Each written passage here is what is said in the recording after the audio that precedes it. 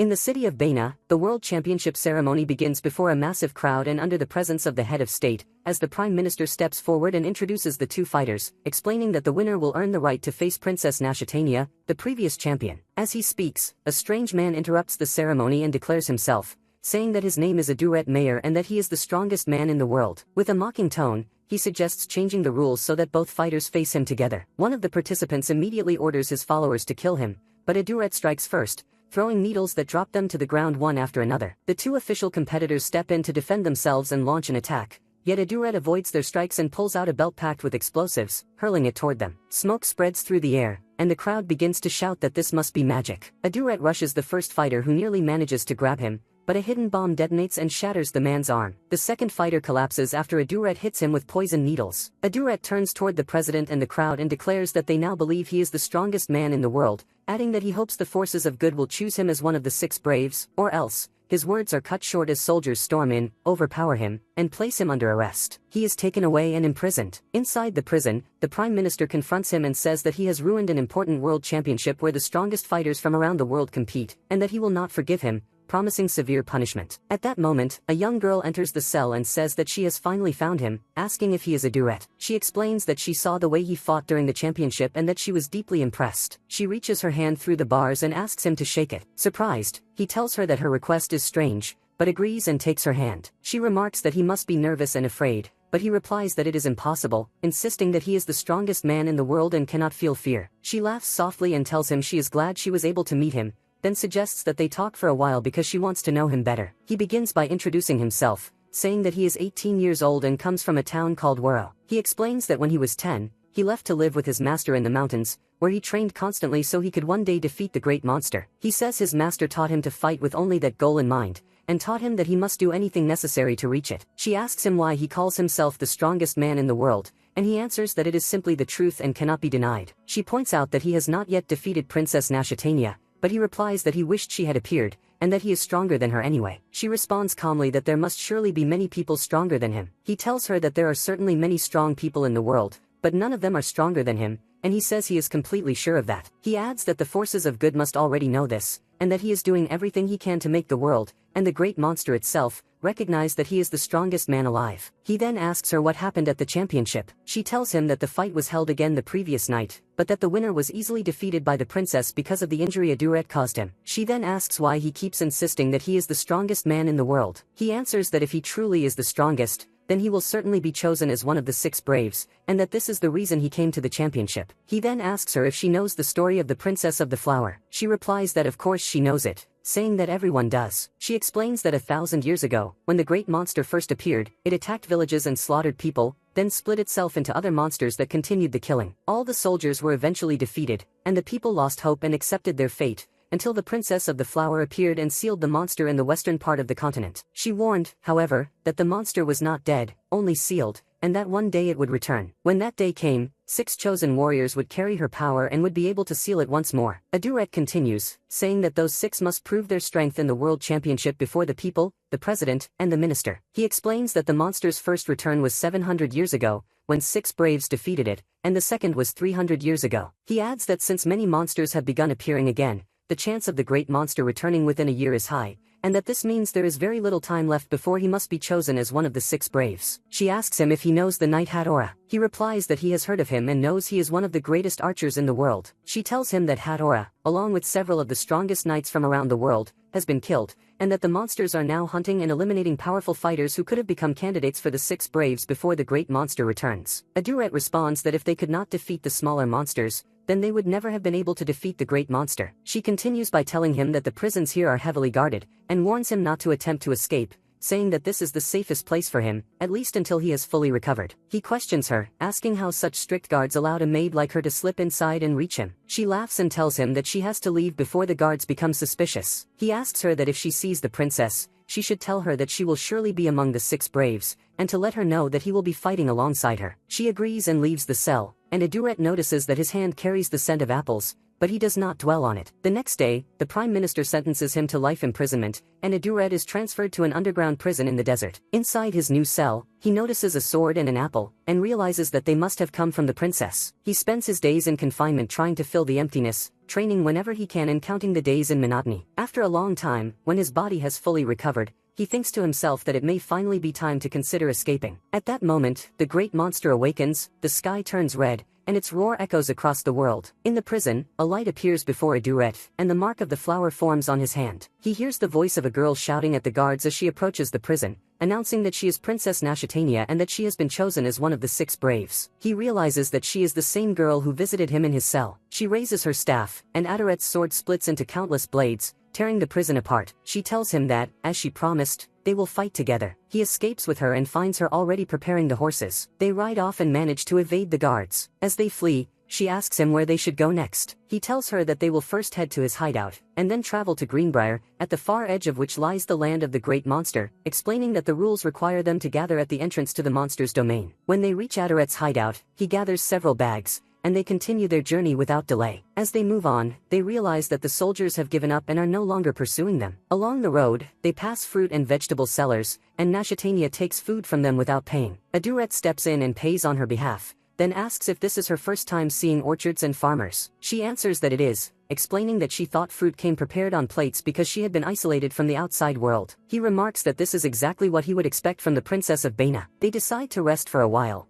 and she demonstrates her fighting skill by slicing fruit cleanly in midair with her small swords without touching it. She asks if he has ever met a princess before. He replies that he met one, but that she was strange and hated being a princess despite being chosen to carry the forces of good, while many others tried desperately to take her place. She asks if he ever wished to be in her position. He answers that he has no reason to envy a princess, and adds that the role is meant for women, wondering aloud if that means the forces of good favor them. She laughs and says she will try to use her power in the best way possible, then suddenly attacks him with her swords. He narrowly dodges and shouts at her, and she immediately apologizes, saying she tends to act strangely when she gets excited. She explains that the maids are always angry with her and that her father rejects her because of her personality. She asks if she is truly that annoying. He answers quietly that she is not. She laughs and says sarcastically that he really thought she was upset, calling him foolish and telling him not to worry about her. They continue traveling, but Aduret remains irritated. She asks him not to be angry, saying that she only acts foolish when she is excited, and that she is usually calm. He tells her that they are heading to face the great monster and that she needs to act reasonably. She replies that this is her first time in a situation like this,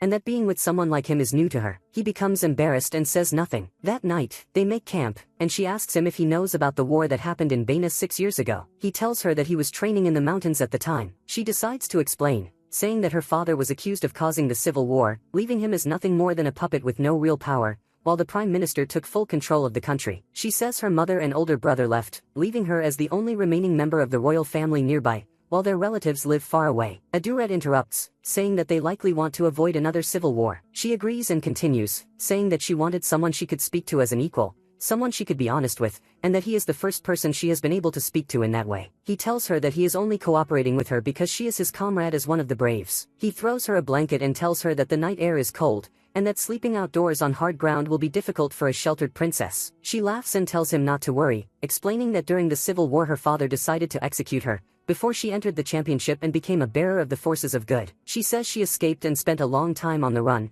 wishing only to sleep without fearing death, and that she is willing to endure those hardships again to save the world. He laughs quietly and tells her that they will leave early in the morning and that she should get some sleep. The next morning, Aduret wakes to find that she is already awake. She calls out to him and asks if he sees how beautiful the sky is, saying that it looks calm and peaceful even though the great monster has awakened. He tells her that the sky will not remain peaceful if they fail. She answers that they must give everything they have. Once again, he grows embarrassed and remains silent. They continue their journey, and along the road she tells him that Goldoff, the leader of the Knights of Baina, was sent on a mission to track down the one killing the braves. She explains that the last message they received from him contained only a single sentence, saying that there was no evidence, and that for the past 6 weeks no further message has arrived. Aduret says that perhaps Goldoff was killed, but Nashatania reacts sharply, saying that it is impossible because Goldoff is very strong. He replies that Goldoff only reached the finals in the last championship. She answers that it was because he went easy on her, and says that this is the most frustrating thing in her life. She explains that she promised herself she would one day repay that humiliation,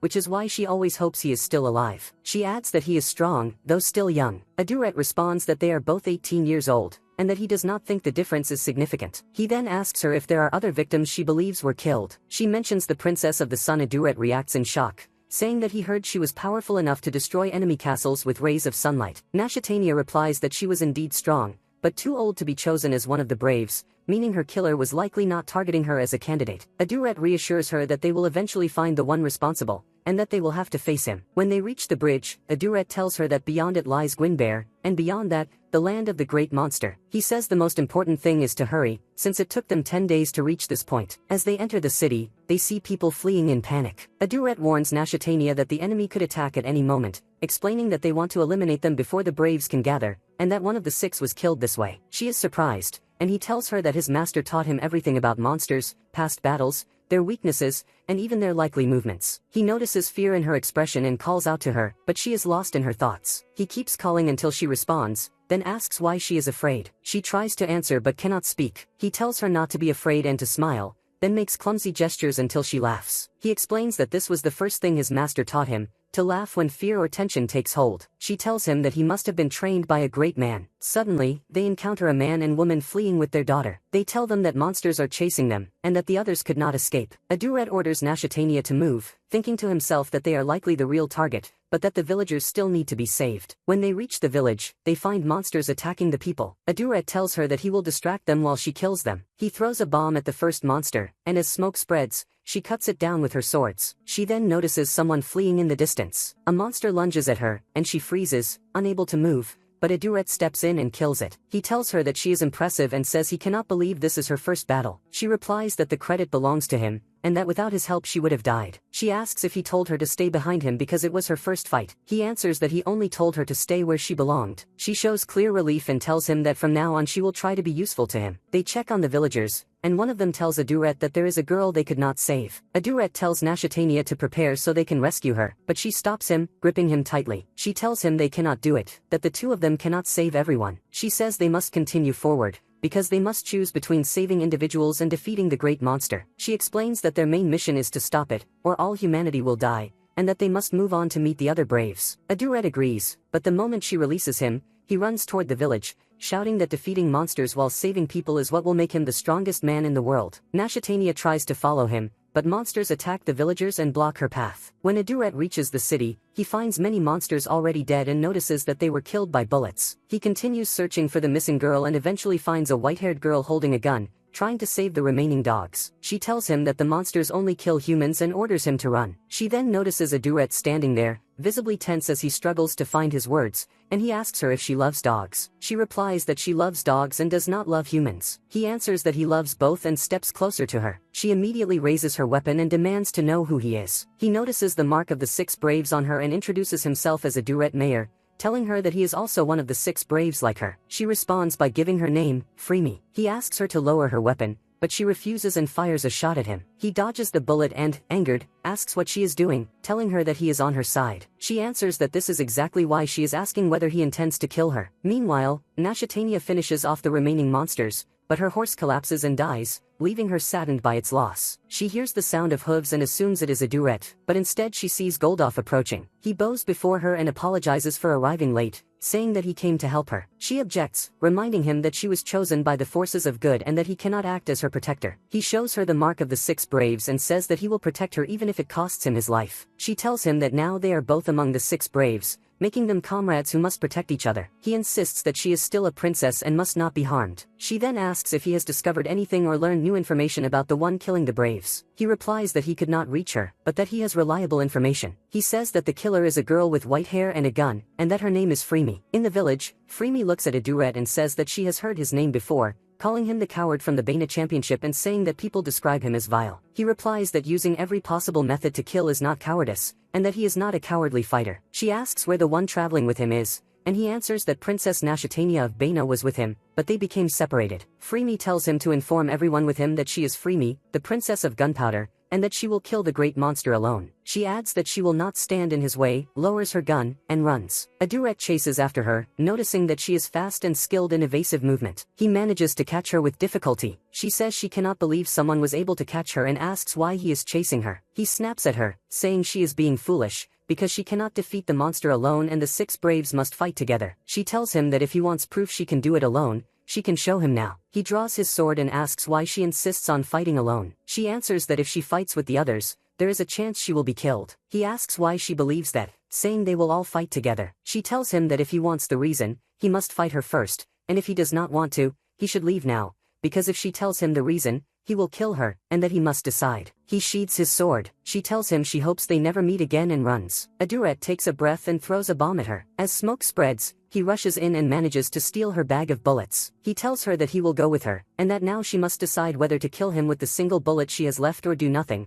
after which he will escape with all her ammunition. He says he understands guns and knows that without bullets she is helpless, and that he also knows she is heading toward the monster's land and fears being seen by the other braves. He says that because he is the strongest man in the world, he has decided to save her, tells her to stop being stubborn, and says they will continue together. He turns his back to her with complete confidence. She cannot bring herself to shoot and wonders to herself what is wrong with him. Elsewhere, Nashitania and Goldoff confront monsters along the road. Goldoff proves far stronger and defends her throughout the fight. After killing the monsters, he reassures her, but she answers firmly that she is fine. They then find Aduret's horse returning with a message for Nashitania. The message says that he met one of the 6 braves and will continue the journey with her, and that Nashitania should continue on her own path. Goldoff asks who the message is from. She answers that it is from Aduret Mayer, adding that he is someone reliable despite what happened at the championship. Goldoff asks if she believes that even after he left her. She ignores the question and says they must keep moving, and they set off. As they travel, Goldoff tells her that he heard Aduret acted cowardly and deceitfully at the championship. She replies that he is a good person,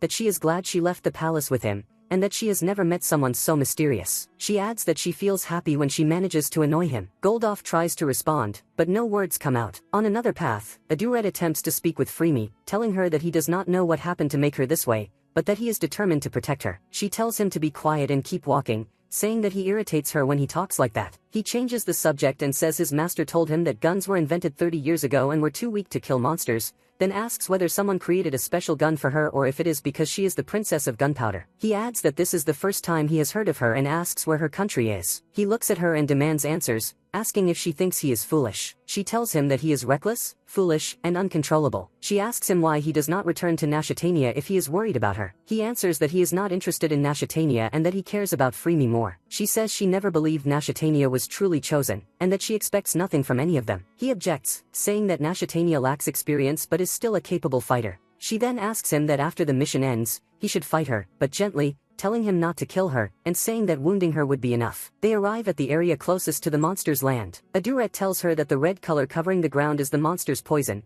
and that anyone it touches will die within a day, except for the 6 braves, who are protected by the forces of good. He notices the air growing hotter and asks if she knows the reason. She replies that she does not, but says that if she encounters any of the other braves, she will run away. Aduret calmly throws her the bag of bullets and continues forward. When they arrive, Aduret calls out, asking if any of the 6 braves have already arrived. A soldier stationed at the fortress answers that the braves came 2 days earlier and have already departed, then orders the gates to be opened. As Aduret enters, the soldier tells him that everyone in Gwaimber has been killed, and that only a small number of soldiers remain, but that they will defend the fortress to the last man. Aduret asks what exactly they are defending. The soldier explains that inside the fortress, the leader of Gwaimber prepared weapons for the braves to fight the monsters, who are now gathering from across the world to hunt them down, and that Aduret has likely already encountered some of them. He adds that the leader also devised a method to permanently seal the great monster, developed with the help of the Princess of Mist, the Princess of Illusion, and the Princess of Earth. The soldier continues, explaining that most monsters cannot cross water, so the plan is to trap them within a specific area they cannot escape from. This will be done by creating an illusion barrier around a castle reinforced by the power of the Princess of Earth and the Princess of Mountains, Mora,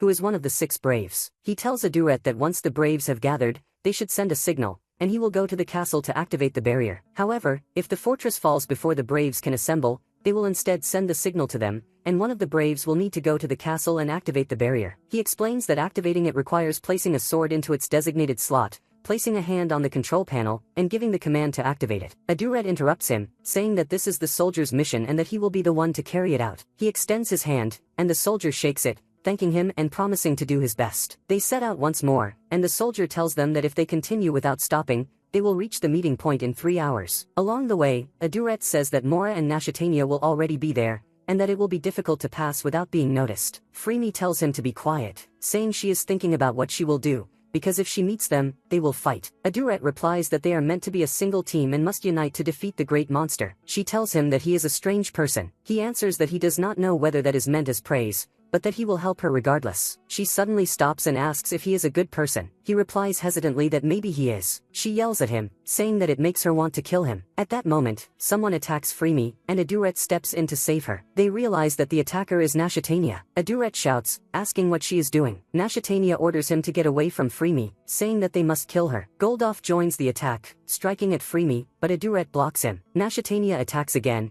but Freemy avoids the blow. Aduret grows angry and demands that they stop fighting. Freemy looks at him and asks why he is surprised, reminding him that she warned him they would fight if they met. Aduret shouts for them to stop and says that Freemy is one of them, that she is also one of the 6 braves. He takes her hand and raises it, leaving them stunned. Nashatania tells him that Freemy is the one who has been killing the potential braves, and that this information is certain, confirmed by Goldoff himself. Freemy admits it calmly, saying that Nashatania is right, that she killed them, and that Goldoff was also on her list, but that she never intended to target Aduret. She raises her gun and points it at him. He asks her about the Princess of the Sun. She replies that she does not know her and that she was not on her list. He asks why she did it. She answers that it was to bring back the great monster, and that by killing all the strong ones, only the weak would remain for the forces of good. Goldoff and Nashatania move to attack Freemy, but Aduret blocks them. He asks her why, if she wanted the great monster to return, she now intends to kill it alone, and how the forces of good chose her as one of the 6 braves. He says that this means she is now their ally. Nashatania becomes furious and asks if he intends to defend her. He replies that he believes in Freemy and will protect her, and that if they insist on treating her as an enemy,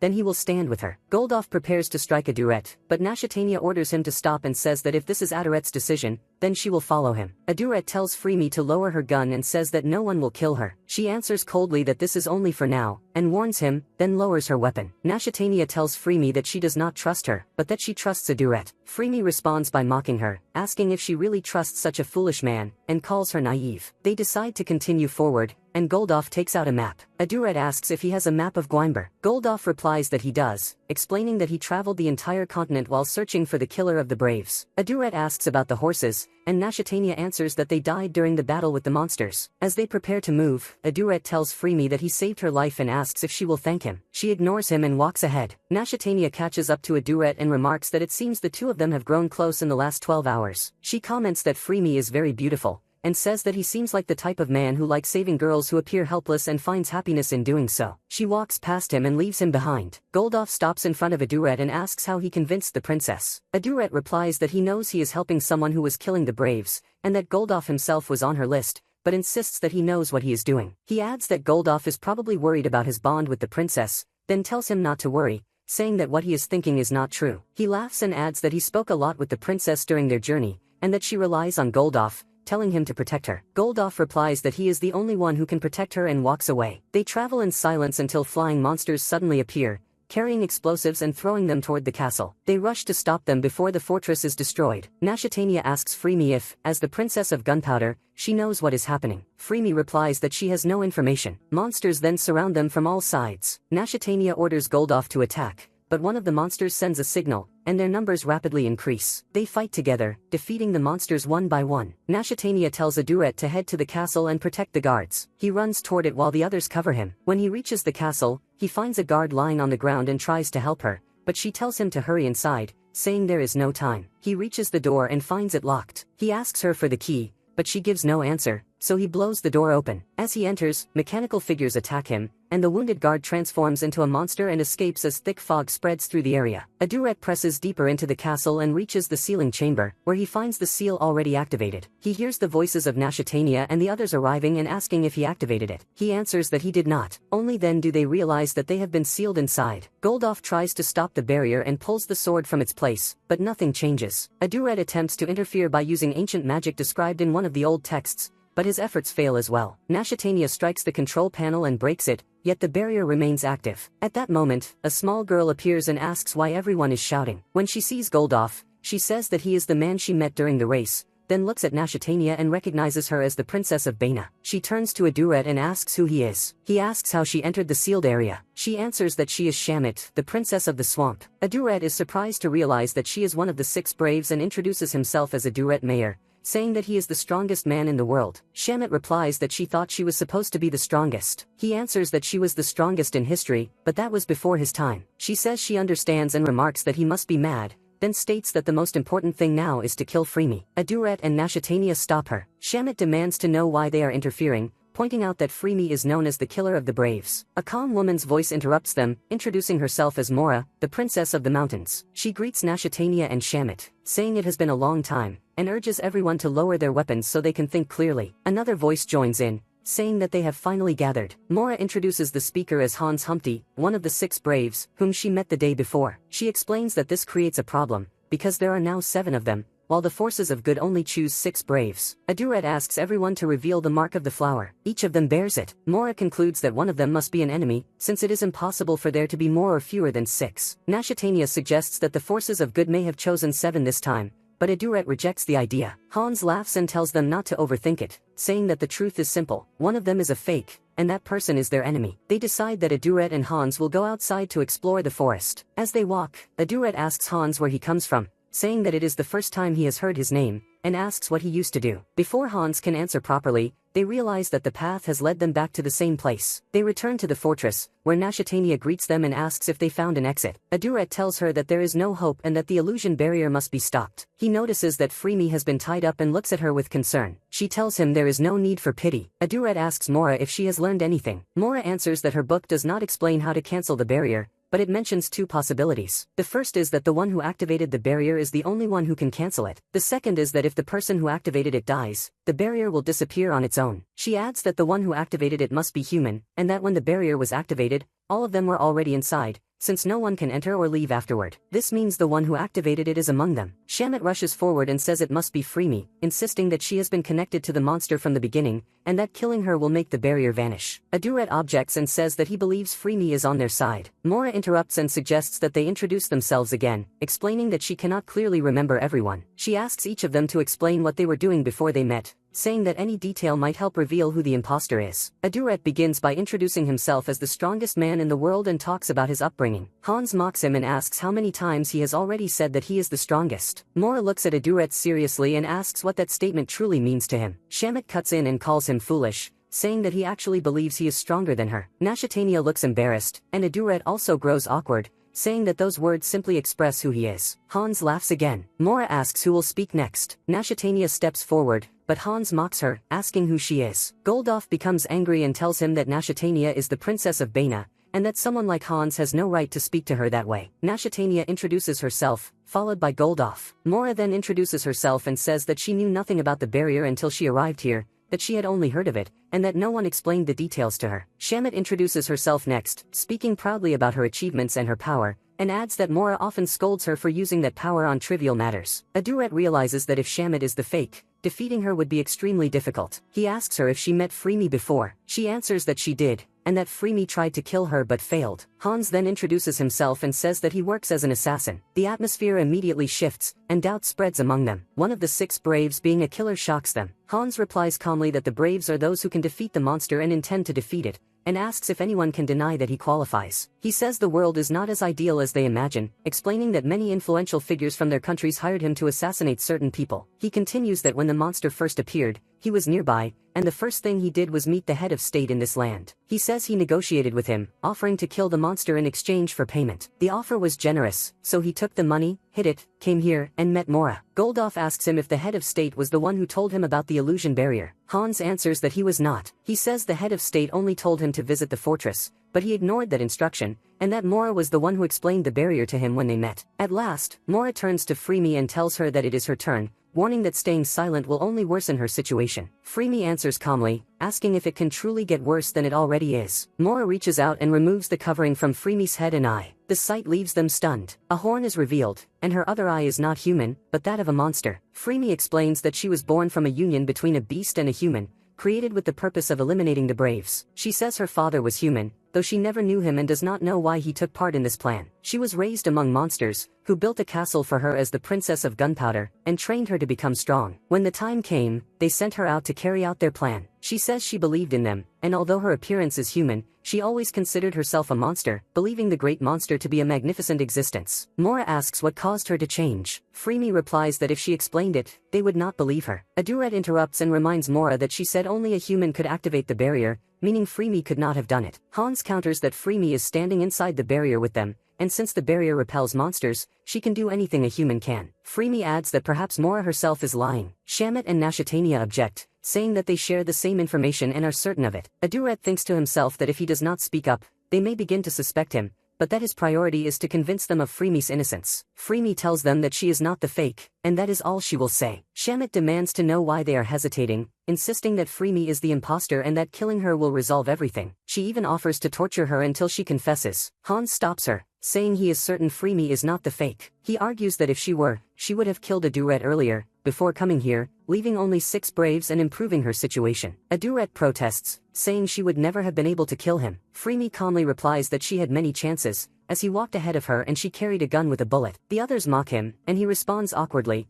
saying he trusted her and that was why he let his guard down. Suddenly, Nashatania collapses, saying she is only a little tired. Fear flashes across Goldhoff's face as he helps her sit and reassures her. Mora asks Aduret to explain exactly what happened when the barrier was activated. He tells her that he found a woman lying on the ground, but realized she was a monster. Shamit says she encountered and killed her. Hans mocks her, saying they could have extracted information, but Mora responds that monsters are loyal creatures who would never betray their kind. Aduret continues, saying he went to the door as instructed, found it locked, and blew it open, after which strange constructs attacked him. Mora interrupts, explaining that she is the one who holds the key, and that the soldiers likely did not anticipate that. She adds that the constructs are guardians created by the rulers to attack anyone who enters improperly. Aduret finishes by saying that after he entered, the seal was already active, and nothing else occurred. Nashatania stands again and says she is fine, apologizing for worrying them. She says she is ready to bear the responsibility and fight, and that she was only briefly exhausted. Aduret tries to respond, but cannot find the words. Hans cuts in and asks Aduret if he is forgetting something. Speaking as a killer with experience, he asks whether Aduret is certain the sword was already in place when he reached the seal. Aduret snaps back that he is sure and that he is not lying. Hans clarifies, saying that his caution comes from knowing the work of the Princess of Seals,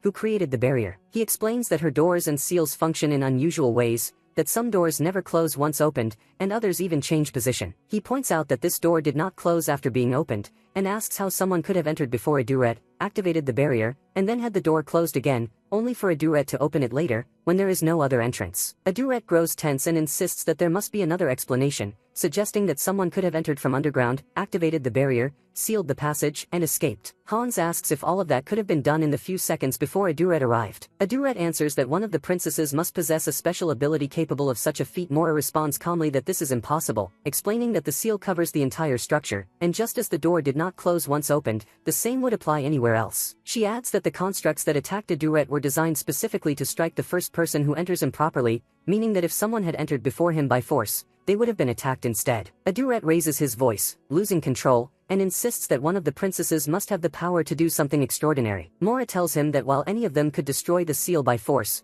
none of them could restore it to its original state. Aduret suggests that there might be another hybrid like Freemy, a princess born of monsters and humans, unknown to them. Freemy responds that this is impossible, explaining that she is the only one of her kind, that her mother was an artificially modified monster, and that monsters cannot naturally give birth to human children. Shamit moves as if to strike Aduret, but Mora stops her sharply and says it is too early to judge him. Nashatania shouts that Aduret cannot possibly be the fake. Hans counters that Aduret was the first to enter the fortress, asking who else could have activated the barrier. Freemy remarks on how quickly their positions have shifted. Nashatania asks her if she will not defend him after he defended her. Freemy replies that she has no intention of saving him. Aduret desperately proposes that someone may have entered first, altered the door, activated the barrier when he arrived, and escaped when Aduret broke the door. Hans laughs and tells him that the last princess of Seals, who built the fortress, died 4 years ago. Aduret snaps back, accusing Hans of being the fake and saying that all his words are lies. Mora intervenes and confirms that Hans is telling the truth, and that the Princess of Seals did indeed die 4 years ago. Nashatania collapses emotionally and asks Aduret if he is the one lying. He insists that he is not lying and says that this must be a trap designed to frame him. Mora asks them what they intend to do now. Hans says they should kill Aduret. Nashatania objects, while Shamit insists that she still suspects Freemy. Freemy says she does not care what they decide. Nashatania cries out to Goldhoff, begging him to help Aduret. Goldhoff attacks, but Aduret dodges, throws a bomb,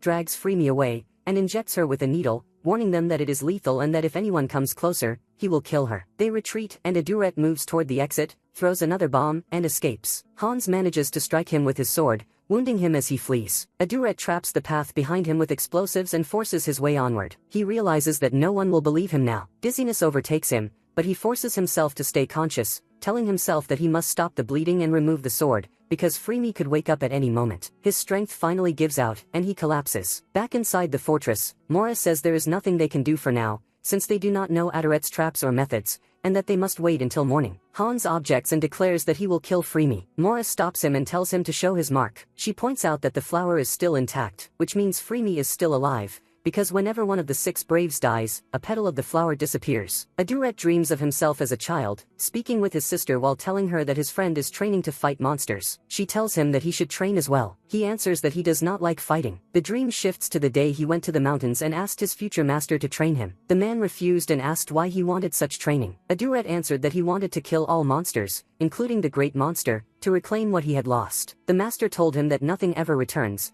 and that he should live his life and forget. Adurette broke down, saying that he must become the strongest man in the world and defeat every monster. The master struck him and ordered him to smile, telling him that in the deepest despair, one must smile. When Adurette forced a smile, the master hit him again and told him to smile wider, striking him repeatedly until Adurette began to laugh uncontrollably. Adurette wakes to find that Freemy has treated his wound. He asks if she did it. She answers that she did. He says she must have felt pity for him. She tells him not to be foolish, saying she is 99% certain he is the fake, but that 1% of doubt remains. He tells her he is not the fake and that he is here to kill the great monster. She replies that she is still unsure about him. He notices the cold and says he will start a fire. He tries to light it with stones but fails. Freemy forms gunpowder in her hand and tells him to light it. He asks why she does not rely on that power instead of a gun. She answers that it is not so simple. He asks if the cold is caused by the fog. She explains that it comes from the barrier, which blocks monsters and cools the air, and that passing through it caused her pain because part of her is a monster, though she has endured far harsher barriers before. He says he still cannot understand how someone entered the fortress before him. She replies that no one did, because he is the fake. He asks if Hans was the one who said there was no other way to open the door. She confirms it, adding that Mora agreed with him. He says that either this is true, or both she and Mora are lying, which would leave only 4 of them,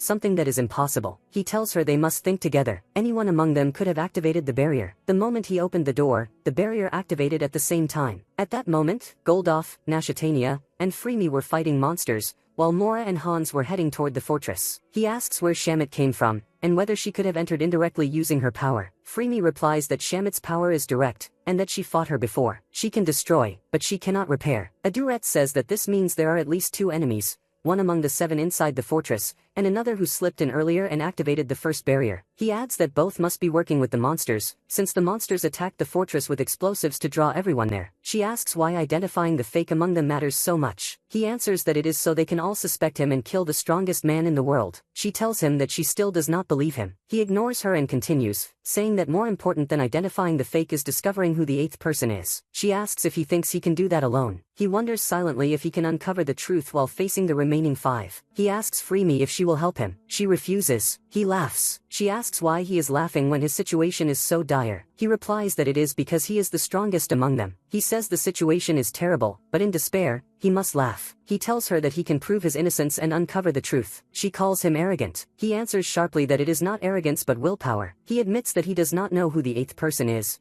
or who the fake is, or how he will escape from the remaining braves, but says that if he stops laughing, then everything is already over. She asks him why he wanted to become one of the braves. He thinks to himself that this is the first time Freemy has shown concern for anyone other than herself. He asks her why she wants to know. She answers that he seems like an ordinary person, yet he carries many unusual weapons. He asks if she thinks he is weak. She says she did not say that, but that she doubts someone so simple could truly be one of the braves. He replies that this is because of his master's training. He says his master was a madman, obsessed with monsters and killing them, which is why he lived alone on a mountain filled with strange weapons. He adds that anyone who saw him would struggle to believe he was human. He explains that this man shaped the way he fights, forcing him to train every day until he lost consciousness, to read and study constantly, and to learn how to create weapons, poisons, and gunpowder. He says he is grateful to him, because through that training he became strong. She tells him she has heard of a master like that, but that everyone who trained under him eventually ran away. He answers that he was the exception. She asks why he endured such hardship,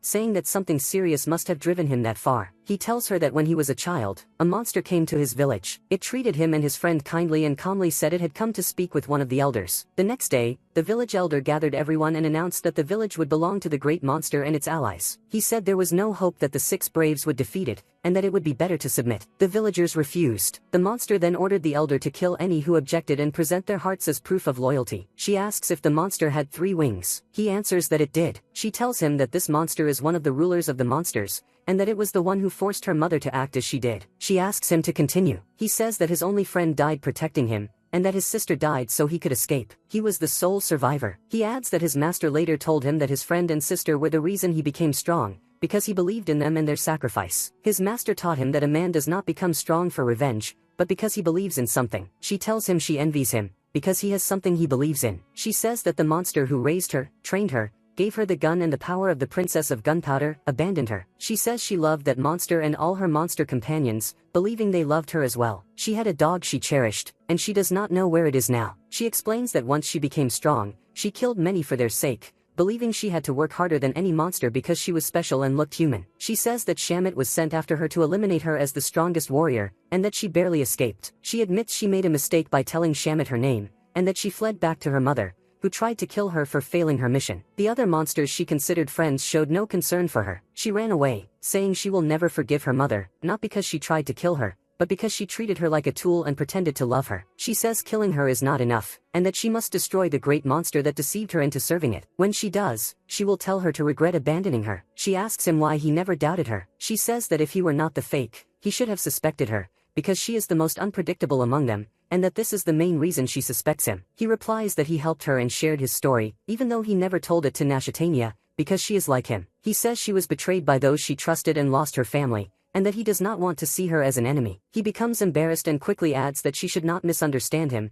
that he has not fallen in love with her, but that he does trust her. She answers that she is not like him, that he has people he believes in. She says she must return to the fortress, because to her he is still a suspect. She hands him a special bullet and tells him that if he throws it anywhere, she will know his location. She explains that it makes no sound, but she will sense it. She tells him that the next time they meet, she may kill him, and then she leaves. When Freemy returns to the fortress, Mora tells her she did not expect her to still be alive and asks where Aduret is. Freemy answers that he escaped, and that she tried to catch him but no longer has her gun. Mora tells her to rest and sleep, saying that they will begin searching for him in the morning. Aduret walks alone and thinks to himself that he has never killed out of hatred or revenge, that he became strong for a clear purpose, and that there is no way he will lose. At morning light, Freemy tells the others the truth about herself. Mora listens and shows understanding, but Shamit refuses to believe her as usual. Mora raises her voice and tells her that they have already confirmed Freemy is one of them. Hans says he is still unsure, asking whether it is acceptable to treat her as an ally after she tried to kill them. He then questions how she failed to catch Aduret when he himself wounded him. Freemy answers that it was because Hans is weak and the wound was insignificant. Hans responds that it seems Aduret cares about her,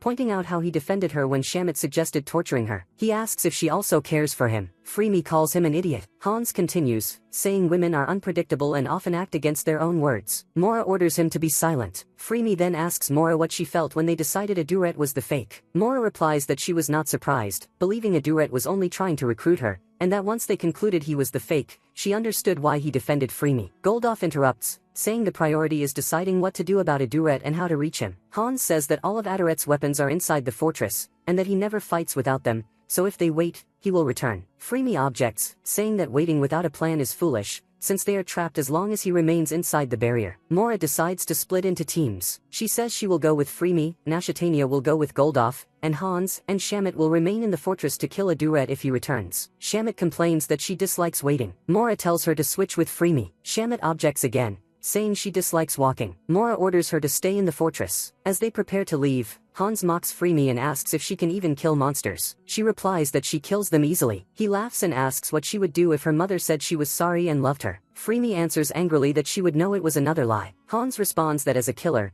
he often receives requests from people betrayed by their families, but most of those requests are cancelled just before the assassination because they cannot go through with it. Freemy ignores him and walks away. On another path, Nashatania and Goldoff search for Aduret. Nashatania stops and asks Goldoff if he trusts her. He tells her that he trusts no one but her. She says she is certain Aduret is not the fake and that she intends to prove it, believing this is a trap set for him. Goldoff disagrees and says they cannot act on that belief. She explains that she is not supporting Aduret out of attachment, but because there is no decisive proof against him. Goldoff asks who she suspects instead. She answers Hans. Hidden nearby, Aduret watches Freemy and Mora depart and realizes the group has split. He tells himself that someone remains in the fortress, and that if one of the pairs includes the fake, that person could kill their partner and blame him for it. He decides he must return to the fortress, identify the fake and the seventh person, and retrieve his weapons. He thinks that if Nashatania is inside the fortress, his chances may be better, and he moves toward it. As soon as he enters the fortress, Hans attacks him and says he knew Aduret would return. He tells him that he should fight with everything he has, or he will die. Aduret replies that Hans is used to surprise attacks, and asks for a direct fight instead. Hans knocks him down from above and attacks,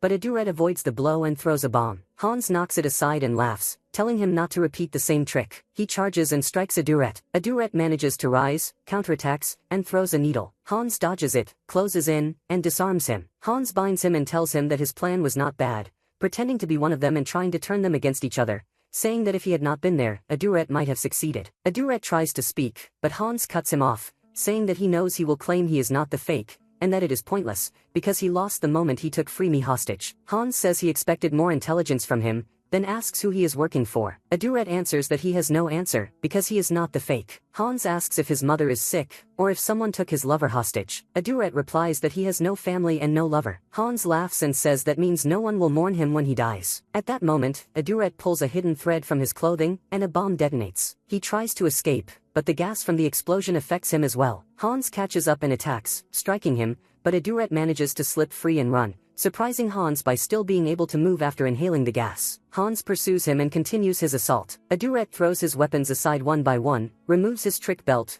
then grips his sword and says they will fight properly. Hans tells him that he must be planning something. Aduret laughs and asks if he is afraid. Hans answers honestly that he is, saying he can kill, but he does not lie. Aduret thinks that winning now is not about defeating Hans, but about proving that he is not the fake. Hans studies him closely, checking his clothes, his shoes, every movement, searching for the hidden trick, calculating distances, watching the discarded belt, expecting danger from anywhere. There is one thing he does not notice: the hand holding Aduret's sword. A concealed blade suddenly shoots out toward Hans. Aduret deliberately avoids killing him and only knocks his sword away. Hans asks why he chose not to kill him. Aduret answers that if he were the fake, he would not have spared him, that this was his only chance to kill him, and that Hans never even saw the blade. He throws his sword aside. Hans tells him not to try to deceive him. Aduret shouts that he is not the fake, saying that he did not kill him and asking him to believe it, knowing that this is a gamble, because if Hans is the fake, he will be killed now. Hans tells him that he believes him. He adds that he is glad he was the one who waited in the fortress,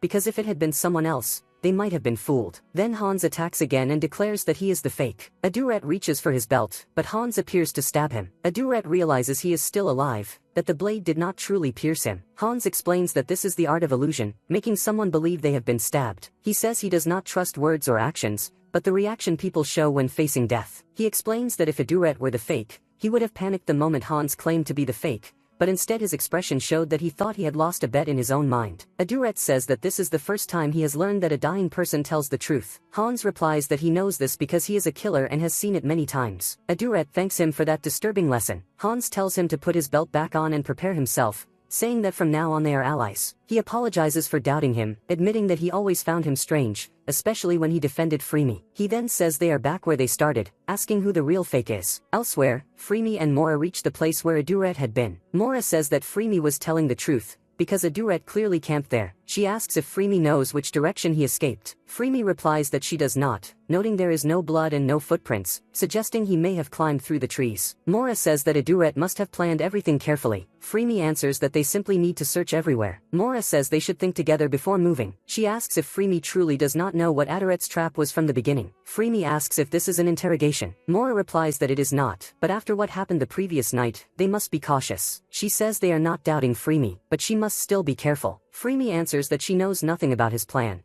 but says she does know that monsters operate in groups, and asks if Mora has information about humans joining the monsters. Mora replies that she heard rumors of an entire village allied with monsters, but that there is no proof. She admits that if she had been more careful from the start, things might not have gone this far. Freemy tells her that it is not only her responsibility. Mora is surprised and says she did not expect kindness from her. She adds that despite what Aduret did, bringing Freemy to them was a good thing, even if it was part of his plan, and says that Freemy is a good person. Freemy answers that she is not a child and that there is no time to waste, and tells her they need to move. She asks whether she upset Freemy when she spoke about him, saying that she knows Freemy must be thinking about Aduret because he always stood by her and tried to save her, but warns her not to go easy on him, saying that he is now an enemy and a fake. Freemy replies coldly that she should not worry, because she despises him. Elsewhere, Nashitania and Goldoff continue searching for clues. Nashitania says that this was supposed to be their meeting point, but that Hans and Mora arrived first, and admits that she is confused about what to do, fearing they might kill Aduret at any moment. Goldoff interrupts and says that Aduret is their enemy. She suddenly shouts that if he does not trust her, he should kill Aduret somewhere far from her. She immediately regrets her words, apologizes,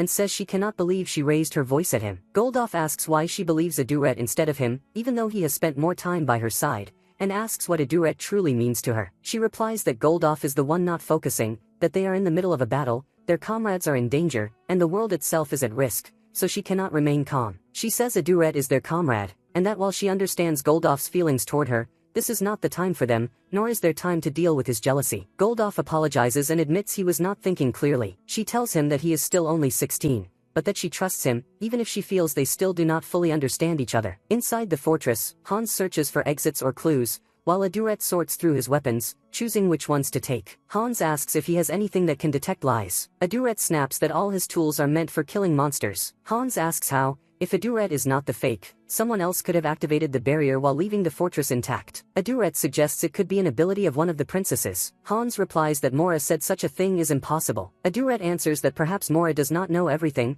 or that some powers are being hidden. Hans asks who would be targeted next if he were killed. Aduret answers that it would surely be Freemy. Aduret places a substance on the ceiling platform and senses someone nearby. Hans tells him no one has returned and that he is imagining it. Hans then asks how the barrier is activated. Aduret is startled by the question and realizes that the ones who know the activation method are Freemy, Goldoff, Nashitania, and Mora. Hans does not know it, and it is unclear whether Shamit does. Aduret tells Hans that he needs to ask Shamit something, and asks him to speak to her instead. At that moment, Aduret notices a monster outside the fortress and rushes out. He finds Shamit playing casually. She asks Hans why he did not kill the fake. Hans stops her and tells her not to kill Aduret, saying he discovered that Aduret is not their enemy. She asks how, then says she does not care and is bored, adding that she wants to kill Aduret to leave this place. Aduret says he only wants to ask her a question to find the real fake. She dismisses him, saying he is the fake and that she does not care. She says she will kill him, and if he turns out to be a true brave, she will kill Freemy, then Hans, then the princess and Goldoff. She adds that the fake is certainly not Mora, and that after that she will leave and kill the great monster alone. A green fluid spills from her body and forms monsters that immediately attack. She tells them that these creatures live inside her and orders them to kill. They try to escape, but the monsters are too many. They retreat toward the fortress walls, which should be sealed against monsters, but the creatures pass through because they are part of her. They fight back, but every time a part is destroyed, it regenerates. Aduret throws bombs to slow them down. Shamit suddenly says that she has an idea, telling Hans that if he kills Aduret, then Hans will prove he is not the fake and she will spare him. Aduret tenses. Hans tells him calmly that he is on his side. Aduret tells him that if he dies, Hans should run. Hans snaps back, telling him to stop giving orders and to be quiet. The monsters press in on them, and everyone they cut down forms again. Aduret realizes that fighting them endlessly will lead nowhere and tells Hans that they must target Shamit herself. When he tries to move toward her, the monsters immediately surround her and block the path. Shamit laughs and says that everyone always thinks the same way, that they all unite to defeat her, and that they always fail. Aduret thinks that if this continues, they will be worn down while the monsters never end. He asks Hans to cover him from the monsters. Hans answers dryly that his hands are already full. Aduret says that while Hans holds them off, he will think of a solution. He asks how long Hans can last. Hans replies that he can hold for 60 seconds. Aduret tells him that when the 60 seconds are over,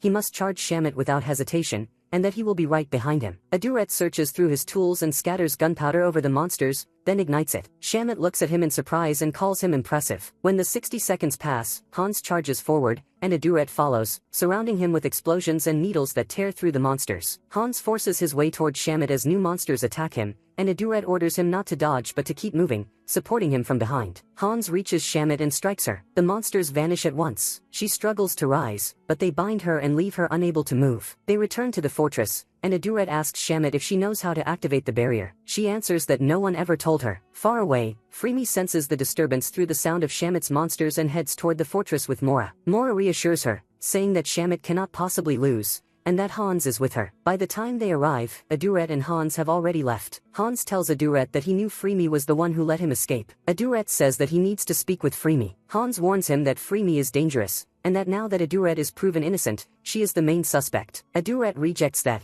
saying it cannot be her. Hans tells him that Freemy grew up in darkness, learned to love no one and trust no one, and that to her, everyone is an enemy or will become one. He says he understands that darkness, because he also comes from it, but that his darkness still has trust and companions. Aduret tells him he understands, but insists that he still must meet Freemy. He tells Hans to take care of Shamit and to think carefully about what he explained, then throws him a tool and says it will serve as proof. As Aduret leaves, Hans calls after him, warning that Freemy does not love him and never will, and that she hates him, telling him to be careful. Aduret walks on, throws away the special bullet Freemy gave him, and wonders if she truly hates him. He thinks that he had begun to feel they understood each other. Freemy suddenly appears in front of him and says she is surprised he is still alive. He replies that he has died many times before. At the fortress, Mora arrives and becomes furious with Hans for letting Aduret escape, telling him that this was their only chance and that he must be foolish. Hans tells her to listen, saying that he can prove Aduret's innocence. Aduret tries to explain everything to Freemy. He tells her that the fake manipulated them, because the barrier did not activate when he opened the door, but was already active. She says she does not believe that. He asks her to listen until the end. He explains that none of them originally knew how to activate the barrier,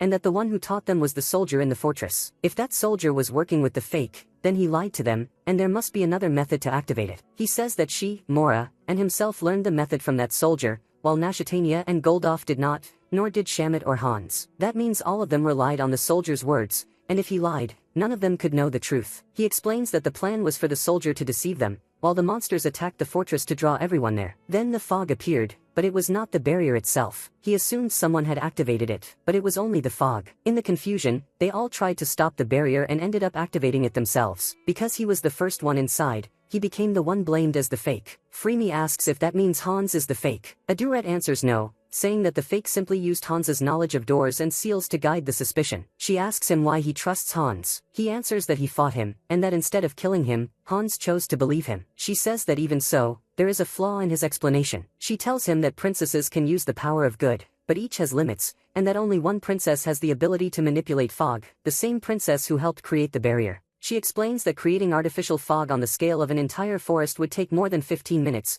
yet the fog appeared in an instant, which is impossible. She blasts part of the ground open and reveals seals carved into the stone beneath, telling him that countless seals like these were constructed under the forest over many years, which is why the fog appeared all at once. He suggests that perhaps she created a real barrier and a false one. She says that is impossible, because only one barrier can function in a single location. She tells him his reasoning is wrong because the foundation of his assumption failed. She adds that he is running, and that even if he is not the fake, his chances of surviving are slim. She says he will surely try to reach the princess next, because she would help him, and that he already received help from Hans and from her. She raises her gun and aims it at him. He tells her that if he dies and he is not the fake, then suspicion will turn to her and they will kill her, but as long as he is alive, she remains safe. She asks him why he is protecting her. Elsewhere in the forest, Nashitania speaks to Goldoff and asks him to remember when they were introducing themselves. She points out that Hans recognized her as the princess the moment he saw her, yet when she began to introduce herself, he pretended not to know who she was. She asks why he would do that, saying it does not make sense. Back at the fortress, Mora speaks sharply to Hans after hearing his explanation, telling him that Aduret deceived him easily because he is foolish. She releases Shamit from her restraints and continues, saying that Hans is suspicious because he was the one who claimed the room was already sealed before Aduret entered. Hans tries to argue his case, but Mora loses patience and says there is no point in talking to him, declaring that she will go find Aduret and kill him herself. Hans steps in front of her and insists that he is certain, asking why Aduret did not kill him, or Freemy, or Shamit, if he were truly the fake. Mora replies that it is all part of a trap, that Aduret is attacking their emotions and trying to gain their trust for as long as possible, pushing them toward killing each other, and that Hans has already fallen for it. Freemy tells Aduret that she knows the others could appear at any moment, but that she needs to hear his answer, even if it is the last time. She tells him to answer honestly why he is protecting her and why he never doubted her, and warns him that if he lies, she will kill him. He replies that he believed she could never be an enemy. She raises her threat again. He hesitates, then changes his answer and says it is because she is like him. She tells him this is his final chance. After a pause, he says that for a long time he tried to turn himself into a tool of war and erase his heart so he could become the strongest, but he failed, because the heart is something he could never abandon. She objects, saying she could do it easily. He tells her that is impossible, that she is only trying, because the one thing she cannot stop is falling in love with someone. He says that he realized the previous night that he loves her, and that the feeling had been there since the first time he met her. He explains that at first he ignored the reason behind his strange behavior, but that night he understood it. He tells her he will continue protecting her. She asks why. He answers that when she is hurt, he feels the pain as well, and that even as the strongest man in the world, he cannot endure that pain. She asks where someone like her is supposed to live, rejected by both monsters and humans, saying that someone like her should die. He tells her that after taking her revenge, she must begin a new life, and that he will handle everything else as he always has, ready to do whatever is necessary. She answers that she understands everything now, and says that he is her enemy. She shoots him. Mora hears the gunshot and immediately orders Shamit to watch Hans without killing him, and to attack if he tries anything. Mora then uses her power, sending sound through the mountains so it echoes across the forest. She announces that Hans has been defeated and is critically injured, that Aduret did it, and declares that Aduret is the fake, ordering everyone to kill him without hesitation. Hans shouts at her, asking what she is doing. She answers coldly that this is what will force the princess to take action against him. Shamit attacks Hans, telling him that he did not listen. Mora angrily orders her not to kill him, only to stop him from interfering. Hans asks Mora if she is the fake. She ignores him and leaves. Nashatania freezes in place and speaks to herself, saying she was foolish. She laughs bitterly, saying she has endured enough to lose her sanity, yet now she feels calm. She says this is the first time she has felt this way, that she is angry, but that she finally understands. She says she trusted him and he betrayed her, but that this is how journeys teach painful lessons. She raises her staff and destroys the surrounding trees. Freemy sends up a signal with gunpowder to reveal their location. Aduret tries to escape, but she chases him. He tells her to return to the fortress and she will see that Mora is lying, but she attacks him relentlessly. He strikes her with a needle. He asks why she does not trust him. She asks why he did not run when that was his only chance. He answers that he wants her to trust him and asks again why she does not. She replies that she knows he is lying, that she knows the truth, and that liars always use the same words, saying they will protect you and that they care. She says she will never trust anyone again, that she will kill, live alone, and die alone, because it is better not to trust than to trust and be betrayed. She throws bombs at him. He dodges and realizes that she is afraid of trusting anyone, so she chooses to hate everyone and see them as enemies. Suddenly, Mora appears and attacks him. He throws bombs in response. When the fog clears, he is still standing and has not escaped. He lowers his weapons and surrenders. Mora moves to strike him, but Freemy stops her and says that he has surrendered. He drops to his knees and asks Mora if Hans is alive. She answers that Hans was wounded, then asks who he is working for. He says he does not know, but that before he dies, he must prove Freemy's innocence. He takes out a reagent and asks Freemy for a bullet. He applies the reagent to it, and it begins to glow red where Freemy's fingerprints remain. He explains that this reagent reveals traces of monsters, yet at the barrier site there were no such traces. He says Hans witnessed this himself and carries another sample of the reagent. This, he says, proves Freemy's innocence, and adds that if Mora is the fake, then her plan has now failed, because if he dies, she will no longer be able to frame Freemy. Mora looks at him and says that he is dangerous, and that she would have believed him, which is exactly why she fears him. She says she must kill him before anyone else begins to believe him as well. Aduret turns to Freemy and tells her that after he dies, she must go to Hans, because he will help her. Mora attacks, but Freemy steps in and blocks her. Freemy tells Aduret that she truly hates him, because she started to trust him. Tears fall as she says that even though she swore not to trust anyone, she still trusted him. She throws a large bomb and tells him to run. He runs, grabs her, and pulls her along with him, telling her that she is coming too. At that moment, Nashatania appears and launches a merciless attack, surrounding him with countless swords. She tells him that she was grateful for his presence, but that now it is time for him to die. Mora tells him that she is waiting to see his regret for what he did before killing him. Freemy tells Aduret to run toward the fortress. Nashatania declares that she must kill him and attacks without hesitation. Freemy steps in to protect him, but Nashatania increases the number of swords and directs them toward him. As he tries to evade her, Goldoff attacks Freemy, forcing Aduret to turn back and save her. Mora steps forward and says she will deal with Freemy while Nashatania kills Aduret. Freemy throws explosives at all of them and tells Aduret to run, saying she will hold them back. As soon as he flees, Goldoff, with Mora's support, manages to overpower Freemy. Aduret heads for the fortress, hoping that Nashatania will follow and see Hans alive, proving Mora's lie. When he arrives, he calls out to Hans, but there is no response. Nashatania attacks him from all directions and asks what he is searching for, accusing him of defeating Hans. He tries to escape through the forest, but she multiplies her swords and wounds him repeatedly. When he finally collapses, she says she has caught him at last, accusing him of betrayal and deception. He answers weakly that he is not the fake and that he never tried to kill Hans, saying it was all a trap. He feels the cold seep in and wonders why he did not think more about it earlier. Nashatania raises her sword and strikes at him. He blocks, but she stabs his hand. He counters, breaks away, and runs. Goldoff arrives and rushes to Nashatania. She orders him to kill Aduret. Goldoff chases him down and strikes him. Mora and Freemy then arrive as well. Aduret calls out to Goldoff, asking if he remembers when the three of them were traveling toward the fortress. Nashatania orders Goldoff to ignore him and finish it. At that moment, Hans and Shamit appear, and Hans is clearly alive. Shock spreads through them. Nashatania turns on Mora and demands to know why she lied. Mora answers that she did it so Nashatania would not hesitate, saying she could do anything except kill the fake. Aduret apologizes to Freemy for running without her. She tells him to be quiet. He speaks again and asks if they now understand why he calls himself the strongest man in the world, saying it is not only strength and skill, but also wisdom, heart, and luck. He says they are missing the most important element, knowledge. He explains that fog can also be created through knowledge, by raising temperature in an area with high humidity. He says this was done by the missing princess of the sun, whom Freemy said she did not kill. He explains that although she is weakened by age, she is the strongest of the princesses. He continues, saying that she was kidnapped and forced to help. She raised the forest's temperature over a long period, which is why the heat on the road was unnatural. The soldier was their accomplice and gave them false instructions. Since all of them learned from that soldier, none of them knew the true activation method. The monsters then attacked the fortress to draw them all there. That was the signal to kill the princess of the sun. Once she died, the temperature dropped and the fog formed instantly. They believed the barrier had been activated, but inside the fortress it was activated without them noticing. Because Aduret was the first to enter, suspicion fell on him. Mora asks for proof. Hans steps forward and says the proof lies in finding the princess of the sun's body. He looks around and notices a massive monster nearby and asks who killed it. Everyone answers that it is too large to forget if someone had fought it. Hans opens the creature's body and finds the princess's corpse inside. Mora recognizes her and collapses beside her,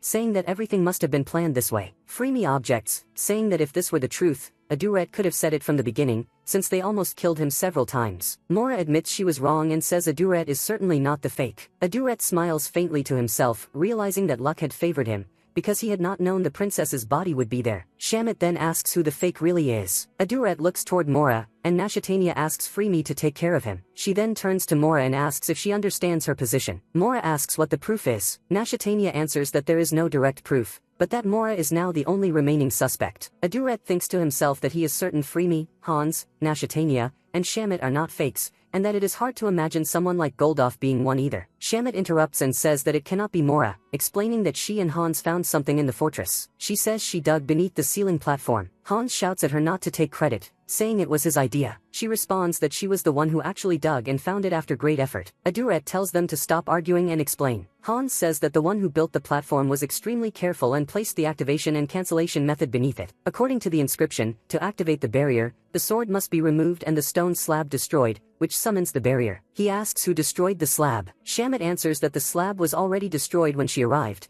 and that Aduret was there at the time. Aduret recalls that Goldoff was the first to pull out the sword, then he himself cut his hand with it while attempting a spell from the magic book, and after that Nashatania shattered the slab. He freezes. He says it cannot be Nashatania. Hans says he suspected Goldoff, but never expected it to be the princess. Nashatania says calmly that she did break the slab, but did not know it would activate the barrier. She turns to Aduret and asks him to say something, to defend her, insisting she did not intend it. Aduret remembers that the first person to enter the fortress would fall into the trap, and that Nashatania was the one who sent him ahead to save the guards from the monsters. His voice tightens as he says that the truth is, it was her. She laughs softly and says she gives up, admitting that she is the fake. Goldoff collapses. She continues, saying she tried to succeed, but Aduret was more skilled than she expected, and that it was her own fault. She says she knew there was a backup of the teachings, but did not realize it included the barrier's activation method, and that she should have studied more. She says she cannot believe she failed to kill even one of them, but now at least she will defeat two. She admits she was too gentle, that she tried to get close to Aduret to kill him or have Goldoff kill him,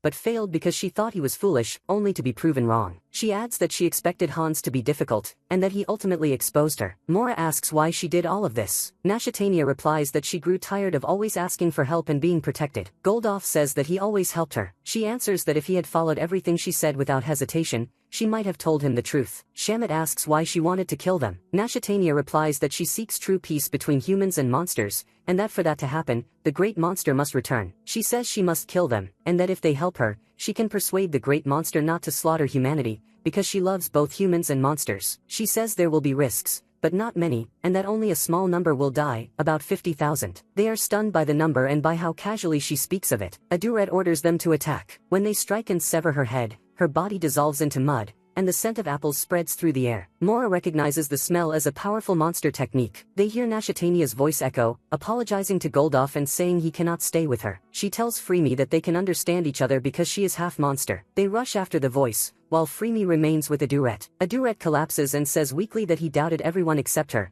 and that he still cannot believe it. Freemy tells him to be quiet and rest, saying he has lost too much blood and that she must treat his wounds. He says that she has become kinder, or perhaps she was kind from the beginning, and that this is the first time he has seen that expression on her face. She answers that she hates him, because when she is with him, she loves life. He loses consciousness. When he wakes, he finds himself inside the fortress with Mora. She speaks dryly, apologizing that she is not Freemy, then tells him his wounds have healed and apologizes for suspecting him. He replies that what matters is that she apologizes to the others. Hans says she already did. Aduret asks what happened to the barrier. Hans answers that it collapsed the moment Nashitania disappeared. Aduret asks if everyone is safe. They answer that all are fine, except Goldoff, who has not spoken since. Mora tells Aduret that if he had not stepped in and solved everything, they might have died one by one, and that he truly deserves to be called the strongest man in the world. She admits she used to mock him, but that he was right. Hans asks if he receives no thanks. Mora tells him he did his part as well. He protests, saying Aduret's praise sounded better. Aduret tells Hans that without him finding the hidden instructions, Nashitania would never have been exposed,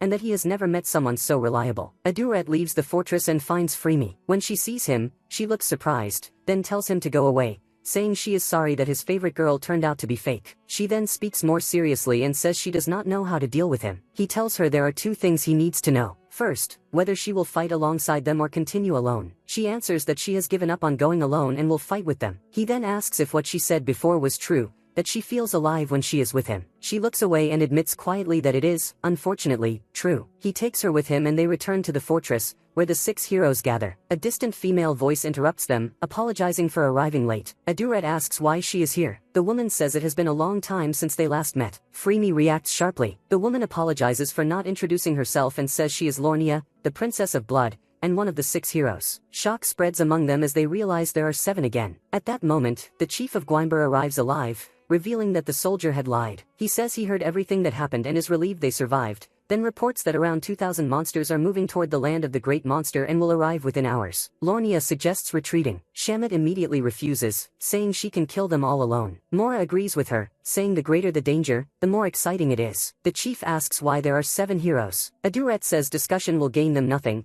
then asks the chief to remain in the fortress and activate the barrier in 30 minutes. He turns to the group and says that he is the only one they are completely certain is a true hero, so he will lead them. They agree and set out. On the way, Freemy asks if he is sure about going to war while the real enemy is still at large. He answers that there is no time left. Lornia joins them and says he is not fully recovered and that she can help him as the Princess of Blood, asking him to hold her hand. He refuses and says he is fine. She takes his hand anyway. Freemy becomes visibly upset and falls back. When they reach the land of the great monster, the chief of Gwaimber activates the barrier behind them. Aduret addresses the group and tells them that the path ahead will be harsh, filled with danger and countless monsters, but that they will not turn back until the great monster is defeated,